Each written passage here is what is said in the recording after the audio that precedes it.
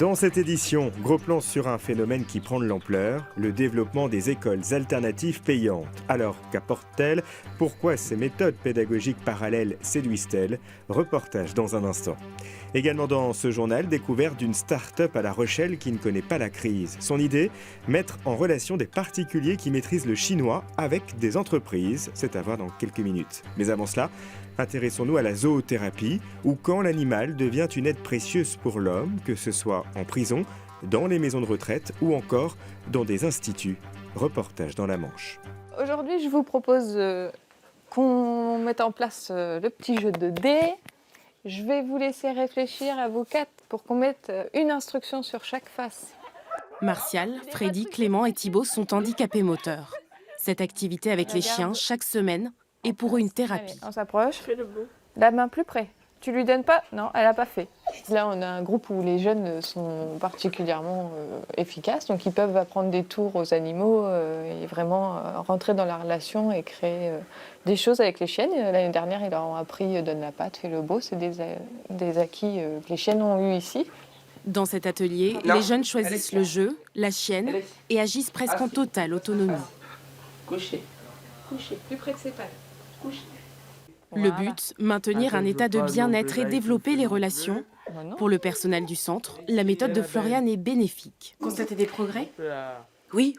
Dans le comportement de certains jeunes, oui. Et puis on découvre des jeunes qui ont des aptitudes et puis qui s'épanouissent, quoi. Non, stop, pas de bisous. D'apprendre des tours, comme si j'étais comme quelqu'un de normal en fait. J'oublie mon handicap et c'est vraiment super. La zoothérapie est une pratique récente en France. Dans ce centre, elle fait l'unanimité. Il y a un engouement très important. On voit les retombées très positives pour les jeunes qu'on accompagne en termes de relations avec les autres, en termes de prise de confiance en eux-mêmes. Donc moi je souhaite au maximum de pouvoir la pérenniser sous réserve qu'on ait la possibilité à un moment donné financière de pouvoir le faire. Floriane et ses bergers australiens interviennent dans une vingtaine d'établissements dans la Manche. Outre les handicapés, ils visitent les maisons de retraite et centres de délinquants. C'est une start-up en pleine forme, implantée à La Rochelle, 88 Jobs. C'est son nom, met en relation des particuliers qui maîtrisent le chinois et des entreprises. En moins de 2 ans, la société a su s'imposer. 88 Jobs, c'est le site emploi des bilingues chinois et ça s'appelle 88 parce qu'en chinois, le chiffre 8, c'est le chiffre de la chance. Laurent a créé cette start-up il y a 18 mois. Déjà une dizaine de salariés pour ce site d'emploi très spécialisé. Marion est consultante associée. Elle a étudié le mandarin pendant 5 ans avant de se perfectionner en Chine. J'y ai passé 5 ans sur différents postes. J'ai d'abord été professeur de français et puis ensuite j'ai travaillé en business development. À 88 Jobs, je m'occupe en particulier de recruter des candidats, c'est-à-dire de faire les entretiens avec les candidats.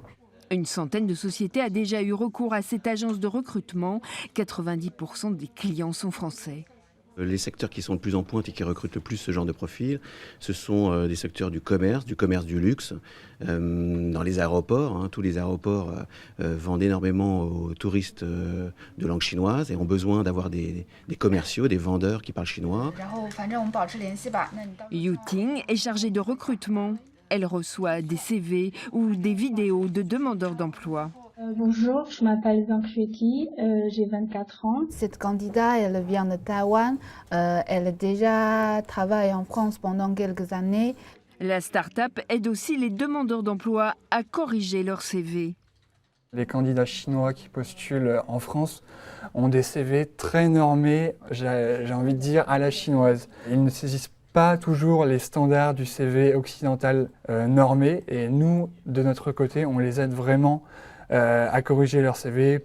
88 Jobs propose actuellement près de 500 annonces en ligne.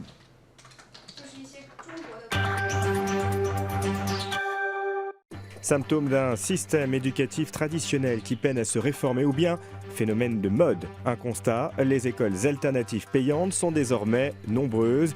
Ici, les méthodes pédagogiques se veulent différentes avec un mot d'ordre, la bienveillance. Reportage en Charente-Maritime.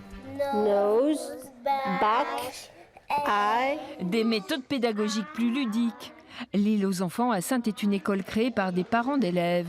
Pas de notes ni de devoirs, l'enseignement s'inspire de différents courants alternatifs comme Montessori ou Freinet.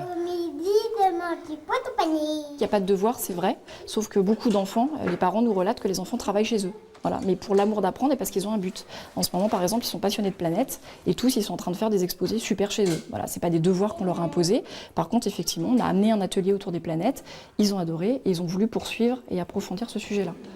Pas de professeurs de l'éducation nationale, mais des éducateurs. Julie Péan a un master de psychologie. Elle encadre ses élèves de maternelle. Il y a en moyenne un adulte pour 10 enfants. L'autonomie de l'enfant, je pense, c'est une des priorités qu'on essaie de mettre en œuvre ici. Donc les laisser faire, leur donner l'envie de faire, l'envie d'apprendre, essayer de les guider aussi, de leur proposer des choses, de découverte du monde. L'école est privée, elle ne bénéficie d'aucune aide publique. Les frais de scolarité s'élèvent à 290 € par mois, mais pour certains parents, le choix d'une école alternative est une priorité. Toute ma vie, c'est faire quelque chose de plus joli. C'est parce qu'on y pratique l'éducation bienveillante. Ça peut être par exemple ne pas donner de punition et plutôt susciter la coopération, la discussion entre les élèves et donc la bienveillance des éducateurs vers les élèves mais aussi entre les enfants. 38 élèves sont scolarisés dans cette école. Une classe de 6e pourrait ouvrir dès la rentrée prochaine.